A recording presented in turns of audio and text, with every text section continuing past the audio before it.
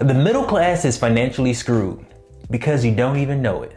My name is Darius. And I'm Carmen. In this video, we have some pretty juicy statistics that we want to share with you that we think are going to be eye-openers to your financial situation or maybe some of your friends and family's financial situation. Right, so it's really important that not only that you watch this video to the end, but you may share it with some friends and family that it may apply to, because the most important thing is that we all come up together. Exactly. So let's go ahead and jump with the first statistic, and that is that 78% of Americans live paycheck to paycheck. Yes, and that is huge because that means that 78% of Americans are one paycheck away from having to borrow money from somebody else that already has money that they'll just make them richer because they borrow it with principal and interest. Yes, so what that means is if you are in a financial hardship, you can't afford it. So you have to go to Darius and be like, hey Darius, can I get $1,000 to repair my car? And he's gonna be like, sure, just give me principal and interest for the next 2 to 3 years and I'll hook you up. That's really what we're talking about, is the average American, 78%, that's a big number. That is a big number. Can't afford an emergency. And this hit home because we weren't paycheck to paycheck, but we were tight. We were really tight. And I feel like at times this could very much have been us, or was us in some instances, where we had to use our credit card or we had to get a loan or whatever it was to get out of an emergency because we didn't plan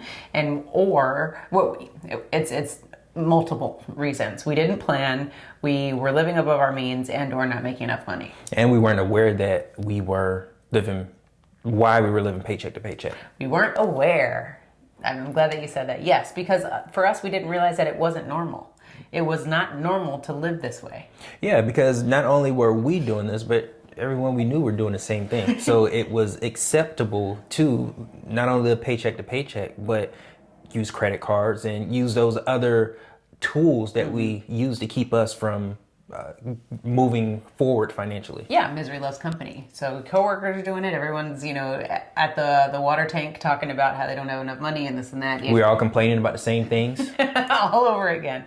So for you all, if you're watching this or you know individuals who could benefit for this information, like we said, definitely share it, because sometimes we just don't know that the day-to-day grind that we are living in is not normal. Yeah, and knowing it is powerful because by you acknowledging or realizing that you're living paycheck to paycheck, you can start making adjustments in your life so that you aren't living paycheck to paycheck. You can do something about it. You can't do something about it if you don't know. Yeah, and at the same time, I'd always say don't ever let ignorance be the reason why you're in the circumstance that you're in. You should always be educating yourself and trying to make sure that you understand every facet of your life so that you can be the best person that you can be. So don't ever let ignorance or the lack of knowledge be the reason why you're not striving more for yourself. 100%. Outside of college, inside of college, everyone has a major. When we are older and we have graduated from college, even if we haven't graduated from college, we should still have something that we specialize in, which is the understanding of ourselves and how we work in our habits. Because our habits are reflected in our bank account. Our bank account is a reflection of all the good habits or bad habits that we have compounded over the past 5-10 years. Absolutely. Now, the next statistic that we want to share with you is 60% of Americans do not have $500 in savings. Yeah. That hurts. Yeah, that does hurt. That hurts because a lot. It even brings home the fact that we're living paycheck to paycheck.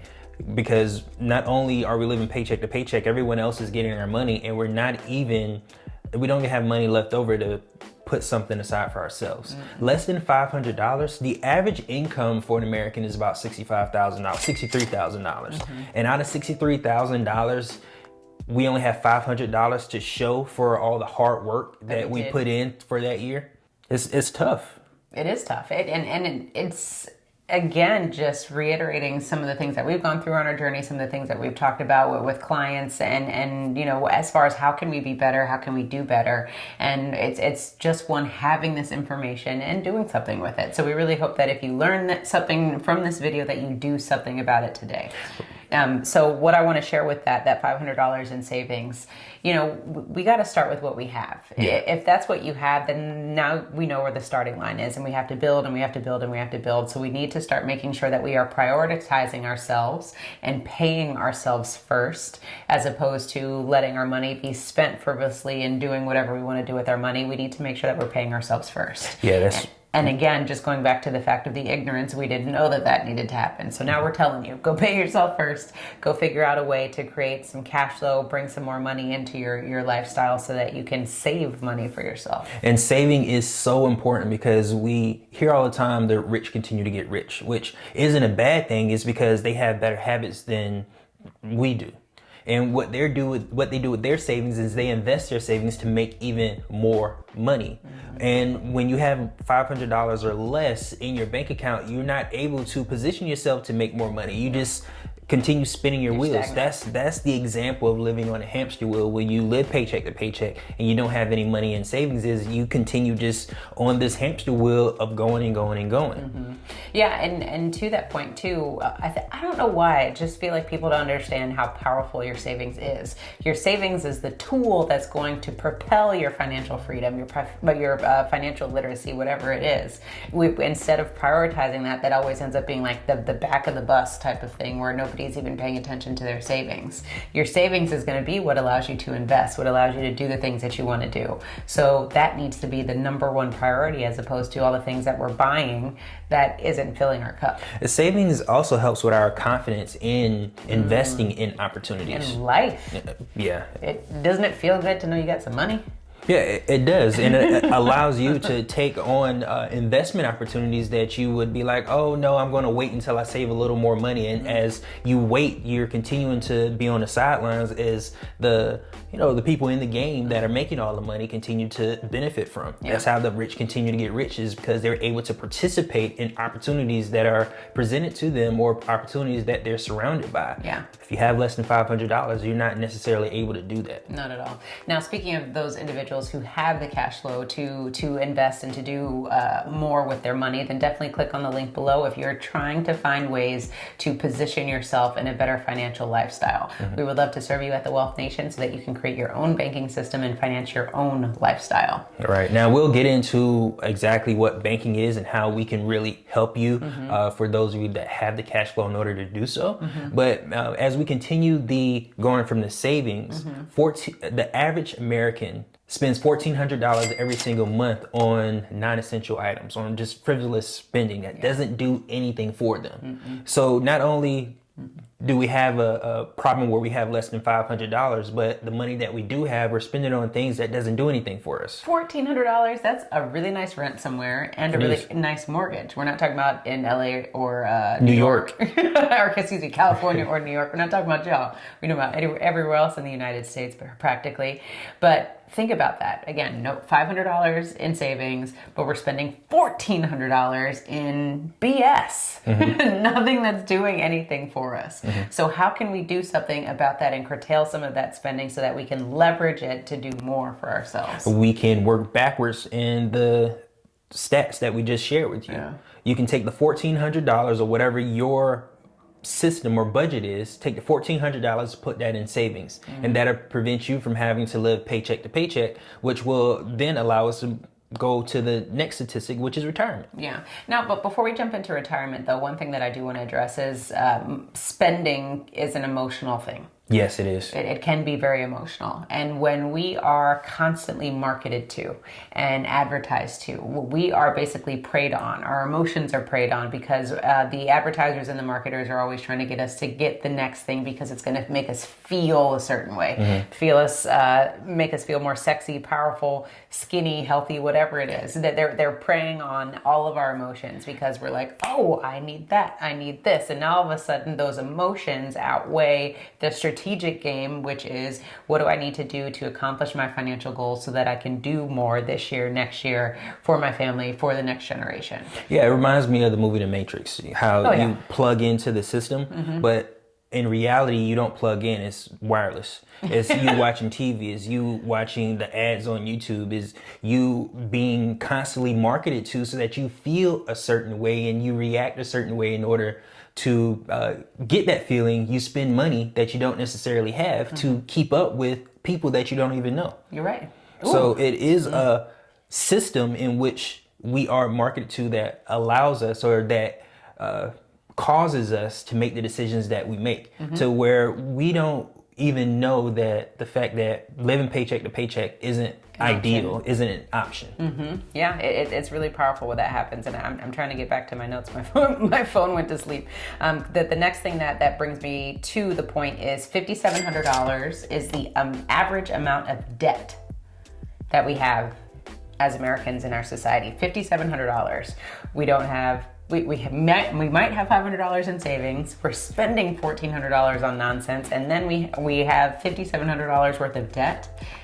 Do you see where we're going? We are stacking chips, not in our favor, and in everyone else's favor who is capitalizing off of our income. Yeah, but the nice thing to know about this is the fact that we could be sitting on an opportunity inside of our own house that we're not even taking advantage of. And the problem of that we have with financial literacy is that we don't even know it. We don't even know that we're sitting on opportunity within our lifestyle. Gold mine. The gold mine. And another thing that we don't have is a budget, so that it allows us to see the blueprint, to see the journey that we need to take to change our financial situation for the better. $5,700 in debt, $1,400 on frivolous spending, and less than $500 in savings. And we're living paycheck to paycheck, and we have no clue why. It's like living 3 feet from gold. You know, going through that story. If you haven't read the book, I definitely recommend that you check it out. This is a foot from gold. It's right there. Yeah, it's on the other side of a piece of aluminum foil. But it's true, because going back to our journey, because that's all that we can share, you know, from our journey, is we were a foot from gold. We had great income. We had the desire, we wanted more, but we just didn't do it because we didn't know. And the money was always right here. We just didn't know how to organize it and allocate it in certain ways. And all we had to do was get the plans to the blueprint to understand how we could work better and more efficiently financially, and then everything changed in our favor. So if you're watching this and you feel like maybe down and out or whatever it is, I'm so glad that you said that. Don't think about this as, oh man, woe is me. Think about this as a huge opportunity to now get in the driver's seat and figure out how you are going to change what you got going on. Yeah. Because if you have income, there is a way for you to do better. Yeah, because right now we're basically already in the future of letting the AI drive our vehicle for us, and we sit in the passenger seat and be on our cell phones. What we need to do is get in the driver's seat of our own vehicle so that we can identify those opportunities, so that we can have our money make money on our behalf versus us having to do it. This video is just a wake-up call. You're welcome. All right, so the next point that we want to talk about is 20% of Americans do not have a plan for retirement. And we know this all too well because we get a ton of phone calls where people are in their 50s, 60s, and 70s saying, hey, I don't have a plan. And I'm trying to figure out how this retirement thing's going to work. Yeah. And that retirement is the end game. Like, we go to work every day so that when we aren't physically able to do so, we can continue earning an income. Now, when we say continue earning an income, what we mean is cash flow, not a nest egg. The reason why, the difference between the two for us is the fact that when you have a nest egg, every time you use it, it gets smaller and smaller and smaller. Now, you can outlive your nest egg. There is it's harder for you to outlive cash flow because it's something that continues to come in on a weekly or monthly basis so that you can maintain your current lifestyle. And I think one thing to note when people talk about retirement, the assumption of retirement is that I'm going to stop working, and if I'm stopping working, that means the income stops too. Yeah. And we don't subscribe to this notion, because for us, we are always going to continue to try to figure out ways to create income regardless if we have an official job or not. Right. So it's important for you all to think that same way as well, because exactly what Darius said, you can outlive your nest egg. You sitting on a stack of cash, and every year you have bills to pay, right? And things come up, and now you got to drain, and that's why you see so many people who are in their 60s and 70s going back to work because they've outlived their nest egg. We don't want that to be you, and the reason why this happens is because we're taught we're going to get these retirement accounts, we're going to stack our money in it, we retire, and that's all we're going to live off of. But what people people don't take into consideration is taxes and inflation. Yes. We start stacking that cash and we don't foresee 20, 30, 40 years from now, that money is going to be taken. At least half of it is going to be taken away because of taxes and inflation. And that's why we're behind the 8 ball. So the point of creating cash flow when you are throughout your whole life, not even just for retirement, is so that when you decide, okay, I'm not going to have a traditional job anymore, I'm going to do whatever I want to do, you still have income coming in that's financing your lifestyle, and you're not dependent on the stack of cash to help you live your life. Yeah, and just for a little rant for me, like the problem or concern that I have when people talk about retirement, they say that they're going to have less, their children are going to be gone, they're not going to have a mortgage, they're not going to have these expenses that they had while they were working. Deductions. Right, they're not going to have these deductions. But the fact of the matter is you still have to live. And the time that you retire is when you want to contribute more, because of all the experiences that you have. You want to continue contributing to society positively because of all the wisdom that you have accumulated along your life, so that people can be in a better situation for themselves. It's that time where it's our responsibility to teach. Yeah. And I feel like a lot of people are, when they retire, is basically that they're not working anymore and they're no longer contributing. And when you stop contributing, you stop having a reason for being there. And when you don't have a reason, then what's the point? You die of boredom. Yeah, that unfortunately morbid, but that's what happens. A lot of people who aren't successful, not aren't successful in retirement, just don't have that purpose once they leave their job. You know, a lot of times they die of boredom because they just don't know what to do with themselves. At least that's what it seems like. True. That's what it seems like, and it's just our opinion. Yeah. But at the end of the day, the moral of the story is that you are going and living, working to get a paycheck. And a lot of us, 78% of Americans, are living paycheck to paycheck, which is kind of kicking the can down the road for when you retire, where you work all these years and you don't have anything to show for it. Not only do you not have anything to show for it in the immediate present, when you don't, not only do you not have anything to show for it immediately, which is in your savings, but as we continue to move down each one of these situations or stats, you don't have anything to retire on, which is the most important thing. So take everything that we said and work your way backwards and see what is in your financial house that you can improve on, so that you can have funds to make money with. Or to simplify it, when you get to be 75 years old and you go out to eat, do you want to have water or the finest wine?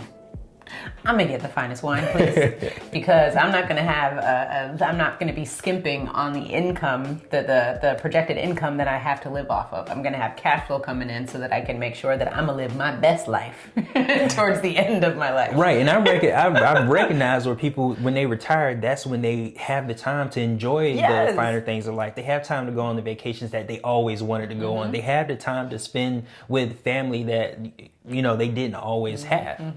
Now, let's move to banking. Okay.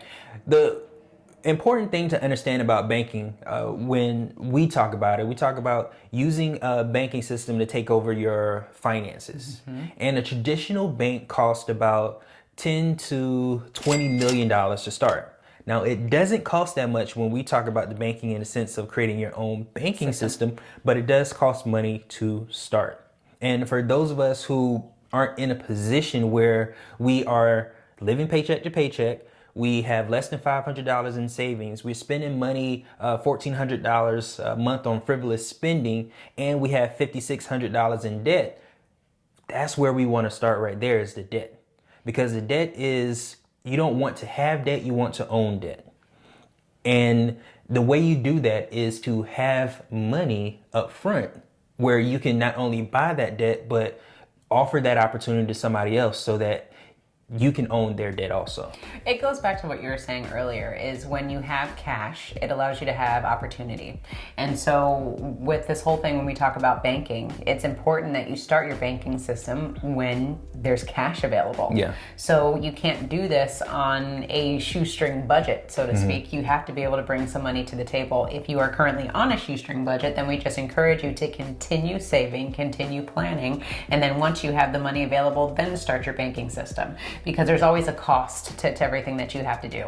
When we started our system, we started our very first policy with $10,000. That was our sweet spot, and that has allowed us to own our debt, to pay off well over $100,000 in debt, so that we can then own it. And now we're creating cash flow for ourselves by those minimum payments are coming back to us every single month, as opposed to the financial institutions. Right, and we've had the opportunity to create investment opportunities by creating debt where people would have otherwise went to a banking institution. So that's exactly what you want to create. You want to use everything around you so that you can be a part of the game, not on the sidelines watching it. Because the people that are on the sidelines, they are still participating by paying for entry to watch that game. But the people that are actually playing are the ones that are benefiting the most. Making the most money. We all have to play this game. We have to play this game. Yeah, do you want to be in the stands as a participant, or do you want to be playing the game? Yeah, because at the end of the day, there's still a cost to you playing the game. Excuse me, I think I said it wrong. Do you want to be in the stands as a spectator? I think I said participant. Do you want to be in the stands as a spectator, or do you want to be playing the game and participating in the game? Right. That's the biggest gem that we want to share with you all today. So again, this video is just to shed light on what is happening with our economy, what's happening with our personal finances in America, and to share this information with you, because this may be you, or this may be your loved ones, and this is an opportunity for you to share this information, have a conversation about money, so that you can start to educate those around you. Because I know we would have loved somebody to say, hey, this is not normal, and there is a way out. All it takes is just a little bit of planning on your part. So with the stats that we shared, again, take this, marinate on it, and do something about it. And then when you decide that it's time to do something about it and you want to change the game, then start your own banking system so that you can control the income that you have coming in for your household, and that you can start financing your own lifestyle and replacing the banking functions in your life. Right, and then you can move forward and start contributing to society positively, and creating other opportunities for everyone to benefit from. Yeah, and investing, that there's stair steps to this. And a lot of times we just don't understand that there's levels. We want to get in and do everything, but we have to start at the ground level and then build up from there. So if you want to continue to learn how to create ways for you to generate cash flow, then check out our next video where we share some ideas with you. And remember to own your own lifestyle, or someone else will.